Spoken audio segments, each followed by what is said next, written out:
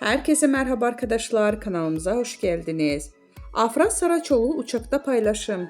Son olarak Yalı Çapkını dizisinde rol alan Afra Saraçoğlu uçakta verdiği post takipçilerin beğenisine sundu. Yalı Çapkını dizisinde 3 sezon boyunca Seyran karakterine hayat veren Afra Saraçoğlu, oyunculuk performansıyla yanı sıra kariyeriyle sık sık medyanın gündeminde oluyor. Güzel ve ünlü oyuncu uçakta seyahat ederken verdiği poz takipçilerinin beğenisine sundu.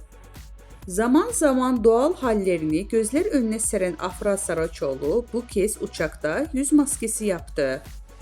Kulaklığında kulaklık, yüzünde maskeliyle poz veren ünlü oyuncu paylaşımı büyük ilgi gördü. Öte yandan Afra Saraçoğlu yeni sezonda Aile Bir İmtihandır Abim dizisiyle ekranlara dönecek. Ünlü isim imzalı dizide Kenan Emirzalıoğlu ile başrollerini paylaşacak.